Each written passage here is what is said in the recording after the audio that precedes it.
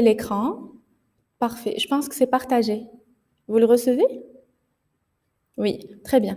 D'accord. Donc, on continue vers la deuxième partie du cours, la répartition. Nous nous sommes arrêtés dans on va dire, le cours précédent vers la production. Aujourd'hui, nous avons deux vidéos, d'accord? Donc, deux cours. Que je vais poster bien sûr sur YouTube, ne vous inquiétez pas. Donc par rapport à la répartition, nous avons déjà parlé de la première fonction économique qui est la production. Vous vous rappelez avec moi. Je pars maintenant à la répartition. Lorsque nous avons produit, nous avons plusieurs process. Nous avons fait de l'approvisionnement, nous avons acheté des matières premières, nous avons transformé les matières premières en matières finies. Qu'est-ce qui vient après? Nous allons commercialiser notre produit, le distribuer sur le marché, faire des stratégies de communication, faire connaître notre produit. Et puis après, nous allons vendre. Lorsque nous allons vendre, nous allons récupérer de l'argent. Lorsque nous allons récupérer de l'argent, qu'est-ce qu'il faut faire? Payer les gens qui ont travaillé pour nous, les salariés, payer nos impôts, payer les fournisseurs qui nous attendent. Donc, on va répartir les richesses. Et ce qui reste, à partir de tous les paiements, les charges, etc., ce qui va nous rester, on peut réinvestir avec. D'accord? On peut regarder ensemble le schéma? Regardez avec moi. Donc, j'ai mis ici la production déjà. C'est un rappel du cours précédent. Le chiffre d'affaires, c'est la valeur ajoutée plus la consommation intermédiaire. Si on veut détailler, nous avons déjà les dividendes. Donc, on va répartir parce qu'on doit payer les actionnaires. Mais oui, ils ont eu un capital avec lequel ils ont investi. Ils ont besoin d'argent. À travers chaque chiffre d'affaires, on doit leur donner de l'argent. Chaque mois, ou ça dépend du contrat. Les salariés qui ont travaillé pour nous, qui ont participé à la production. Donc, on doit leur verser un salaire pour tous les salariés. Regardez combien de sorties d'argent.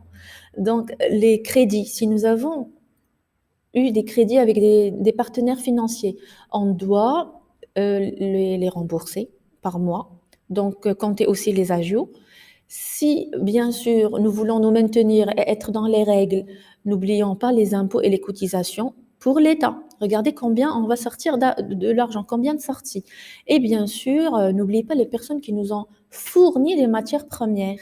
Ce sont nos fournisseurs. Généralement, les fournisseurs peuvent attendre un peu. Ils ne sont pas tous, hein, mais il y a ceux qui sont payés, qui exigent d'être payés sur le champ. Et il y a d'autres qui peuvent nous donner une petite marge de 3 mois, de 6 mois, le temps d'écouler notre stock. En tout cas, on doit aussi payer les premiers achats que nous avions faits de matières premières. Vous voyez combien nous allons sortir de l'argent. On va répartir notre richesse, nos gains, en plusieurs sorties d'argent. Les revenus que nous allons obtenir, donc les salaires, les revenus des entreprises, les revenus de la propriété elle-même. Donc, si nous avons besoin de quelque chose comme dividendes, le mobilier, tout ce qui est loyer, si le local n'est pas le nôtre, on a juste un loyer. Donc, il faudrait aussi payer. C'est toutes les factures, en fait. Vous l'avez compris, c'est toutes les factures. Si nous avons une franchise, donc les droits d'auteur, paiement de la franchise, on réfléchit à toutes les sorties d'argent. Ces revenus-là sont soumis à des prélèvements obligatoires. Il y a des impôts directs et indirects, il y a des taxes, il y a des cotisations sociales. Oui, c'est compliqué.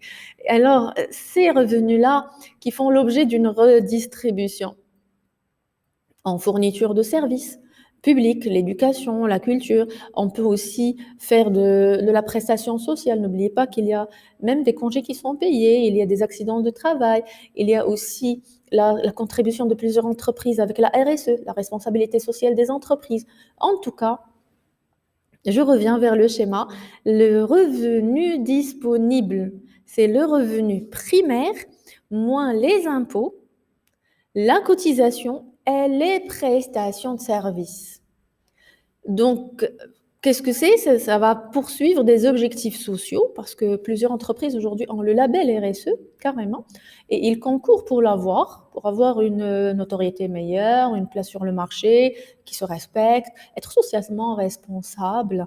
Donc, ils vont essayer de corriger les inégalités économiques et bien sûr, n'oubliez pas tout ce qui est aussi en interne par rapport aux salariés ou par rapport à la stratégie de communication pour faire connaître notre produit. Donc, regardez le schéma, combien il est grand et comment nous allons arriver à répartir nos revenus. Donc, la répartition du revenu. Maintenant, on va partir à l'échelle nationale.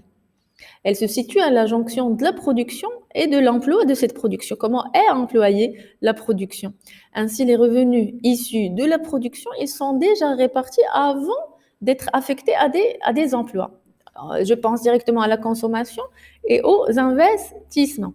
Si maintenant je parle de consommation, je vais, dans cette partie-là, je vais parler brièvement, mais je vais y revenir. Ne vous inquiétez pas, je vais y revenir avec des exemples et je vais prendre le temps doucement de vous préparer. Maintenant, juste, je suis dans la phase de visibilité générale. OK? Donc, la consommation est constituée par l'ensemble des achats auxquels s'ajoute l'autoconsommation. Pourquoi? Parce qu'on a envie de satisfaire nos besoins. Nous sommes qui? Nous sommes des sujets économiques. Il est vrai que nous sommes producteurs, nous participons à cette production-là, mais nous sommes aussi consommateurs, nous sommes des agents économiques, nous sommes des sujets économiques. Et tant que nous voulons satisfaire nos besoins, tant que nous allons consommer, tant que nous allons acheter et tant que nous allons pousser les entreprises à mieux encore et encore innover et produire. D'accord? Bien sûr, si nous avons eu la production, il y a eu la vente, la commercialisation, la vente, l'écoulement de notre stock, on a gagné de l'argent, on a réparti l'ensemble de ce que nous avons vu. Il y a eu répartition des richesses. Maintenant, il nous reste un peu d'argent. On peut investir.